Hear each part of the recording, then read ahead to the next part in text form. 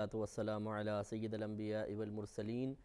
اما بعد فاعوذ باللہ من الشیطان الرجیم بسم اللہ الرحمن الرحیم۔ الحمدللہ الہادی پروگرام میں نکاح اور اس سے متعلقات کے بارے میں درس قرآن کا سلسلہ جاری و ساری ہے۔ پچھلے کئی پروگرام میں ہم نے آپ کی خدمت میں نکاح اور پھر اس کے بعد مہر کا معاملہ، پھر جو آداب معاشرت ہیں، پھر میاں بیوی کے درمیان جو تعلق ہیں اس سے متعلق جو کچھ قرآن پاک نے بیان فرمایا اس پہ کافی سیر حاصل ہم نے گفتگو کی ہے اور بہت تفصیلی بیان کیا ہے۔ کوشش یہ ہونی چاہیے کہ ہم قرآن کے فیض کو سمجھیں۔ قرآن ایک ایسی کتاب نہیں ہے کہ جس کی صرف عربی عبارت پڑھ کر اس کو چھوڑ دیا جائے۔ یہ بالکل ایسا ہے کہ جیسے یوں سمجھ لیں، فرض کر لیں کہ ایک کتاب ایسی ہے جس کی لینگویج تو آپ پڑھ سکتے ہیں لیکن اس کے معنی مفہوم نہیں جان سکتے، اور اس کتاب کے بارے میں معروف ہے کہ اس میں خزانوں کے پتے ہیں۔ اس میں بتایا ہوا ہے کہ کہاں کہاں زمین میں خزانے چھپے ہوئے ہیں، کہاں کہاں جنگل میں خزانے چھپے ہوئے ہیں۔ تو دیانتداری کے ساتھ بتائیے کہ کیا صرف ہم اس عبارت پڑھ لینے کو کافی سمجھیں گے چاہے مفہوم آئے یا نہ آئے؟ یقینی سی بات ہے کہ نہیں، بلکہ ہم تو اگر خود ڈکشنری سے نکال سکیں ٹھیک، کوئی اس کا ترجمہ مل جائے بہت بہتر، ورنہ اگر لاکھوں روپے دے کر بھی کسی سے ٹرانسلیشن کرانی پڑے تو کروائیں گے کہ جی اس کے بعد خزانہ ملے گا۔ تو معلوم یہ ہوا کہ سمجھدار انسان وہی ہے کہ جو کسی جگہ کسی کتاب میں اگر خزانوں کے بارے میں لکھا ہو، انعام کے بارے میں ہو، تو اس کو ترجمے کے ساتھ پڑھے، اس کو سمجھے تاکہ اس انعام تک پہنچنا ممکن ہو سکے۔ قرآن عظیم میں اللہ تبارک و تعالی نے وہ تعلیم پوشیدہ فرمائی ہے کہ جس کو جاننا ہم پر بہت حد تک کئی جگہ پر فرض ہے، اور اس کو نہ سیکھنا گناہ ہے۔ اور سیکھنے کے بعد نہ صرف ہم شرعی احکام اللہ تبارک و تعالی اور اس کے رسول کریم صلی اللہ علیہ وسلم کی مرضی کے مطابق اختیار کر سکتے ہیں، ان پہ عمل کر سکتے ہیں، بلکہ بے شمار اخروی فائدے حاصل کر سکتے ہیں۔ قرآن میں ایسی سی باتیں ہیں کہ کم وقت میں انسان کافی درجات کی بلندی حاصل کر سکتا ہے۔ اگر قرآن کی تعلیمات کو اپنے اوپر صحیح طریقے سے نافذ کیا جائے تو حقیقتاً انسان بن جائے۔ ہم جو انسان نما جانور بنے ہوئے ہیں آج، کہ ہماری عادات و اطوار ایسی ہو گئی ہیں جس سے بالکل جانوروں کی طرح چھوٹی چھوٹی بات پہ ناراض ہو جانا، لڑنا، کھسوٹنا ایک دوسرے کو، ظلم و زیادتی کرنا، جس میں طاقت ہے وہ دوسرے کا مال لے جائے۔ یہ تو جنگل کا قانون ہے۔ ہم انسان ہیں، اشرف المخلوقات ہیں، اور ہمارے نبی کریم صلی اللہ علیہ وسلم نے دنیا میں تشریف لانے کے بعد حقیقتاً جو اس وقت ایک جنگل کا سا منظر تھا، اس جنگل کو گویا کہ انسانوں کا ٹھکانہ بنایا۔ اب اگر ہم دوبارہ وہی معاملات کریں، قرآن کو نہ پڑھیں، اس کو نہ سمجھیں اور اس کے تقاضے کے مطابق اپنی زندگیوں کو نہ سنواریں، تو پھر ہم میں اور جانور میں کوئی فرق نہیں رہے گا، جیسا کہ آج آپ دیکھ رہے ہیں معاشرے میں کہ جانوروں کی سی حرکات ہو رہی ہیں۔ اس لیے ہونا یہ چاہیے کہ قرآن عظیم کو ترجمہ اور تفسیر کے ساتھ پڑھیں۔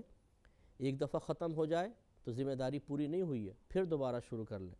پھر آہستہ آہستہ پڑھتے پڑھتے ترجمہ تفسیر سے پڑھیں، چاہے 1 سال میں ختم ہو، چاہے 2 سال میں، چاہے 3 سال میں۔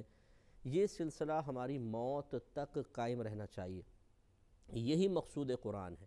کہ یہ ایک پریکٹیکل بک ہے۔ ایسا نہیں ہے کہ اس میں صرف تھیوری ہے یا صرف اس میں قصے اور واقعات لکھ دیے گئے ہیں کہ پڑھو، مزے حاصل کرو اور پھر رکھ دو، بلکہ یہ ہمیں پریکٹیکل کی دعوت دیتی ہے۔ یہی وجہ ہے کہ سیدہ عائشہ صدیقہ رضی اللہ تعالی عنہا سے کسی نے پوچھا کہ نبی کریم صلی اللہ علیہ وسلم کے اخلاق کیسے تھے، تو آپ نے ارشاد فرمایا کہ کیا تم نے قرآن نہیں پڑھا؟ نبی کریم صلی اللہ علیہ وسلم کا خلق قرآن تھا، یعنی جو قرآن اچھے اوصاف ذکر کر رہا ہے، جو قرآن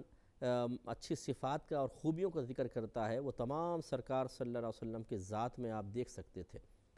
اس سے معلوم ہوا کہ خود نبی کریم صلی اللہ علیہ وسلم نے قرآن کی تعلیمات کو اپنے اوپر عملی طور پہ نافذ کیا ہے۔ تو قرآن میں ایک طرح کی تھیوری بھی موجود ہے اور پریکٹیکل کی دعوت ہے، اور نبی کریم صلی اللہ علیہ وسلم اس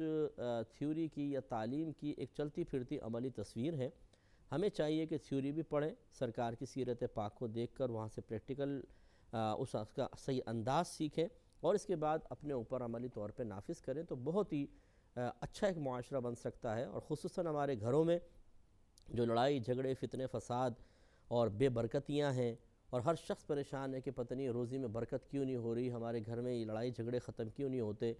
آج کل تو خیر ہر دوسرا آدمی اس کو فوراً ڈال دیتا ہے جادو ٹونے پر،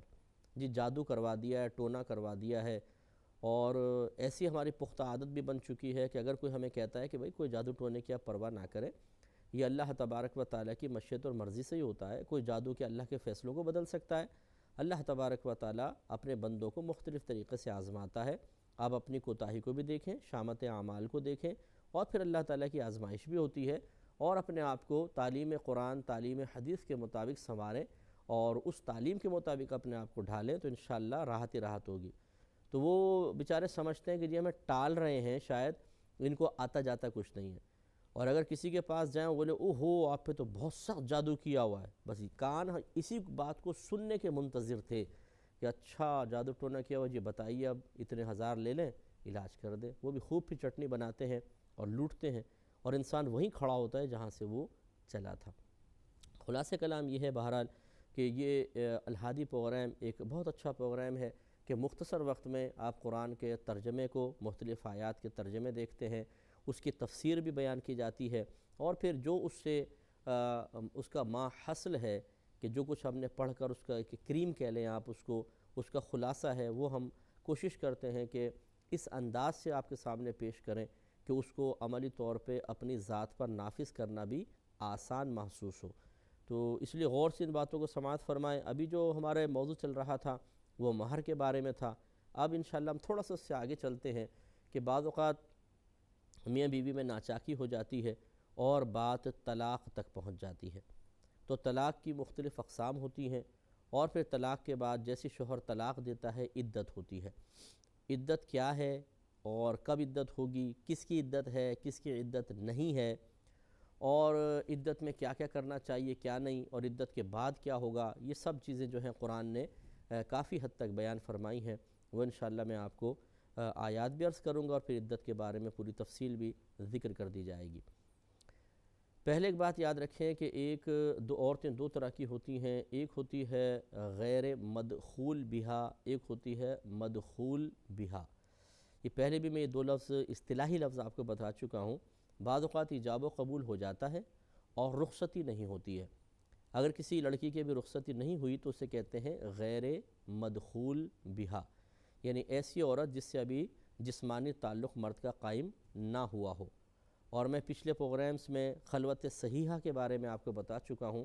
کہ خلوت صحیحہ بالکل ایسی ہے جیسے جسمانی ریلیشن قائم ہو چکا ہو۔ خلوت کہتے ہیں تنہائی کو، اور صحیحہ کا مطلب یہ ہوتا ہے کہ وہاں میاں بیوی کے باہم جسمانی تعلق قائم کرنے میں کسی بھی قسم کی کوئی رکاوٹ نہ ہو، مثلا وہاں کوئی انسان وغیرہ بھی نہ ہو، کسی کے دیکھنے کا اندیشہ بھی نہ ہو، اسی طرح دونوں تندرست ہوں، کوئی بیماری وغیرہ بھی نہ ہو، اسی طرح عورت جو ہے وہ حالت حیض وغیرہ میں نہ ہو، یوں ہی رمضان کے جیسا مہینہ ہوتا ہے حالت روزے میں نہ ہو کہ حالت روزے میں تعلق قائم کرنا منع ہے۔ تو یہ حصی کوئی رکاوٹ ہوتی ہے بعض اوقات، جیسے کسی شخص کا وہاں موجود ہونا،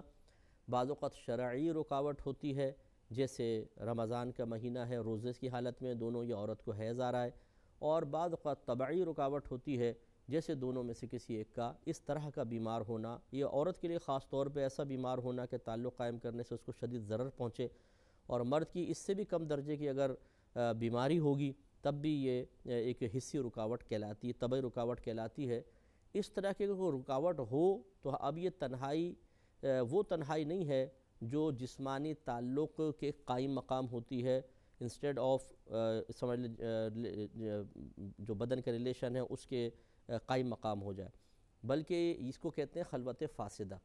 لیکن اگر ایسی کوئی بھی رکاوٹ نہ ہو، اب چاہے میاں بیوی دونوں جسمانی تعلق قائم کریں نہ کریں، اسے کہتے ہیں خلوت صحیحہ، اور یہ بالکل ایسا ہوتا ہے جیسے جسمانی تعلق قائم ہو گیا۔ تو بعض احکام جسمانی تعلق قائم ہونے کے بعد ہماری طرف متوجہ ہوتے ہیں، اور بعض ایسے ہوتے ہیں جو جسمانی تعلق قائم ہونے سے پہلے کے ہوتے ہیں۔ تو لہٰذا خلوت صحیحہ وہ چیز ہے کہ اگر مرد عورت ایک تنہائی میں چلے جاتے ہیں، یعنی میاں بیوی، اور درمیان میں کوئی ان کے ملاقات میں رکاوٹ نہ ہو، تو سمجھ لیں یہ خلوت صحیحہ جسمانی تعلق قائم کرنے کے قائم مقام ہی ہے، اس کی جگہ ہی ہے۔ تو جو پھر احکام جسمانی تعلق قائم کرنے کے بعد ہوں گے وہ اس خلوت صحیحہ کے بعد بھی ہوں گے۔ ایک دفعہ پھر میں نے اس کو ریپیٹ کر دیا تاکہ آپ کے ذہن میں بیٹھ جائے۔ اب یہاں جو حکم بیان ہو رہا ہے وہ یہ ہے کہ اگر ایک بچی کی سے ایجاب و قبول ہو گیا ہے، نکاح ہو گیا، لیکن شوہر نے نہ اس کو ابھی مطلب خلوت صحیحہ ہوئی، نہ کوئی جسمانی تعلق وغیرہ قائم ہوا، اور اس کو طلاق دے دی، تو شریعت یہ کہتی ہے کہ اس لڑکی پر عدت نہیں ہوگی، یعنی فوراً وہ، اور یہ جو اب طلاق دے گا اس سے فوراً نکاح ٹوٹ جاتا ہے، یاد رکھیں عدت تو ہوتی نہیں، نکاح بھی فوراً ٹوٹ جاتا ہے، یعنی ایسی لڑکی جس کی بھی رخصتی نہ ہوئی ہو، نہ اس کے ساتھ خلوت صحیحہ ہوئی ہے، تو فوراً نکاح ٹوٹ جائے گا، اس کی عدت بھی نہیں ہوگی، لہٰذا لڑکی چاہے تو اگلے روز ہی کسی اور سے نکاح کر سکتی ہے۔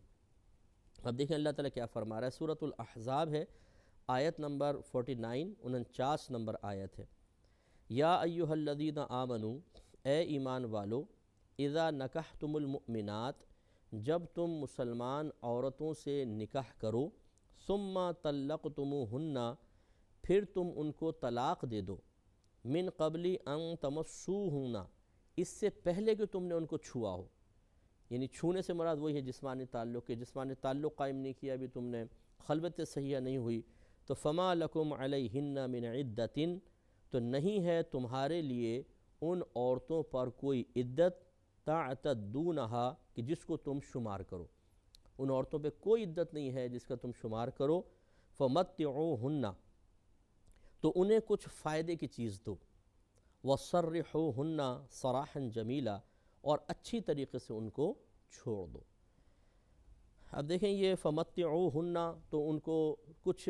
نفع کی چیز دو۔ آپ یاد کیجئے کہ پہلے یہ معاملہ گزر چکا ہے، یہ مسئلہ میں بیان کر چکا ہوں قرآن کی آیت کی روشنی میں، کہ اگر ایجاب و قبول ہو گیا تھا اور مہر مقرر نہیں ہوا تھا، ایجاب و قبول کے وقت مہر مقرر نہیں ہوا، یا یہ شرط رکھ دی تھی کہ مہر نہیں ہوگا، اور ایجاب و قبول کر لیا، اور خلوت صحیحہ یا رخصتی سے قبل ہی شوہر نے بیوی کو طلاق دے دی، تو ہم نے آپ کو بتایا تھا کہ پھر شوہر پر متعہ لازم ہوتا ہے۔ متعہ کا مطلب ہے ایک جوڑا، شلوار قمیض اور دوپٹہ اس میں شامل ہوگا، بس یہ دینا ہوگا۔ تو یہاں جو اللہ تعالیٰ فرما رہا ہے وہ فَمَتِّعُوهُنَّ، اس سے مراد وہی ہے کہ اگر، اب اس میں دو صورتیں، اگر تو یہ ایسی نکاح ہوا تھا کہ اس میں مہر مقرر نہیں ہوا تھا یا مشروط تھا کہ مہر نہیں ہوگا، تب تو یہ واجب ہوگا کہ ایک جوڑا اس لڑکی کو دیا جائے، اور اگر ایسا نہیں ہو بلکہ مہر مقرر ہو، تب بھی یاد رکھیں، وہ تو ہم نے یہ بھی مسئلہ بیان کیا تھا کہ مہر مقرر ہو جاتا ہے اور پھر بغیر چھوئے طلاق دے دیں تو کل کا نصف دینا ہوتا ہے، تو پھر یہ جو متعوہن اللہ تعالیٰ نے ارشاد فرمایا، اس سے مراد یہ ہے کہ اب تمہارے لیے جوڑا دینا افضل ہے، دینا چاہو دے دو، اس طرح کے کیسز بھی سامنے آئے ہیں۔ تو یہ اللہ تعالیٰ بیان فرما رہا ہے کہ جب ایک لڑکی کو تم نے طلاق دے دی ہے، وہ تمہارے نکاح سے فوراً نکل گئی ہے اور اس پہ شریعت نے کوئی عدت بھی لازم نہیں کی ہے، تو اب اس کو احسن طریقے سے چھوڑ دو، بس اس کے حال پر چھوڑ دو، کیونکہ تم نے اس کو ایک ایسی حالت میں طلاق دی ہے کہ ایجاب و قبول ہوا، اور ساری پھر جیسے ہم نے پہلے بھی عرض کیا تھا کہ کس قدر یہ بڑا معاملہ ہوتا ہے کہ پوری خاندان برادری جمع ہوتی ہے، شادیوں کی تیاریاں کتنے عرصے پہلے سے شروع ہو جاتی ہیں، لوگ اپنے جوڑے خریدتے ہیں، کوئی زیور بنا رہا ہے، اور پھر عورتیں جو ہیں وہ